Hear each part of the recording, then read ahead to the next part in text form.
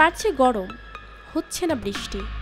কি মনে হচ্ছে, কর্মের ফল নাকি মানবজাতির এমন কোনো ভুল যার ওজন ছাড়িয়ে গিয়েছে কর্মের ফলকেও?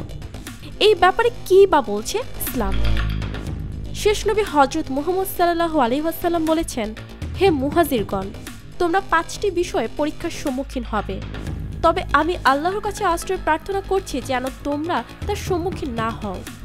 যখন কোনো জাতির মধ্যে প্রকাশ্যে অশ্লীলতা ছড়িয়ে পড়ে, তখন সেখানে মহামারী আকারে প্লেগ রোগের প্রাদুর্ভাব দেখা দেয়। তাছাড়া এমন সব ব্যাধির উদ্ভব হয় যা পূর্বেকার লোকদের মধ্যে কখনো দেখা যায়নি। যখন কোনো জাতি ওজন ও পরিমাপে কারচুপি করে, তখন তাদের ওপর নেমে আসে দুর্ভিক্ষ এবং কঠিন বিপদ মুসিবত। আর যাকাত আদায় না করলে তখন আসমান থেকে বৃষ্টি বর্ষণ বন্ধ করে দেওয়া হয়। যদি ভূপৃষ্ঠের চতুষ্পদ জন্তু ও নির্বাক প্রাণী না থাকতো, তাহলে আর কখনো বৃষ্টিপাত হতো না। কোনো জাতি আল্লাহ ও তার রাসূলের অঙ্গীকার ভঙ্গ করলে তখন আল্লাহ তাদের ওপর তাদের বিজাতীয় দুশমনকে ক্ষমতাসীন করেন এবং সে তাদের সহায় সম্পদ সব কিছু কেড়ে নেয়। যখন তোমাদের শাসকবর্গ আল্লাহর কিতাব মোতাবেক মীমাংসা করে না এবং আল্লাহর নাজিলকৃত বিধানকে গ্রহণ করে না, তখন আল্লাহ তাদের পরস্পরের মধ্যে যুদ্ধ বাঁধিয়ে দেন।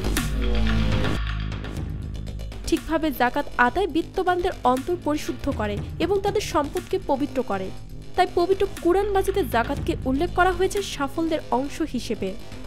অবশ্যই মুমিনরা সফল যারা নামাজে বিনম্র থাকে, অনর্থক কার্যক্রম থেকে বিরত থাকে, যারা যাকাত আদায় করে এবং নিজেদের লজ্জাস্থান সংযত রাখে।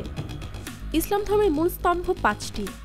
রাসূলুল্লাহ সাল্লাল্লাহু আলাইহি ওয়াসাল্লাম ইরশাদ করেছেন, ইসলামের ভিত্তি 5টি বিষয়ের ওপর। এই কথার সাক্ষ্য দেওয়া যে আল্লাহ ছাড়া কোনো উপাস্য নেই এবং মুহাম্মদ সাল্লাল্লাহু আলাইহি ওয়াসাল্লাম আল্লাহর রাসূল। নামাজ প্রতিষ্ঠা করা, যাকাত আদায় করা, হজ করা ও রমজান মাসে রোজা রাখা। ইসলামে অপরিহার্য বিধানগুলোর একটি যাকাত, যে কারণে যাকাতের বিধানকে অস্বীকার করলে সে মুসলিম থাকবে না। একই সাথে কঠিন শাস্তির মুখোমুখি হতে হবে মৃত্যু পরবর্তী জীবনে।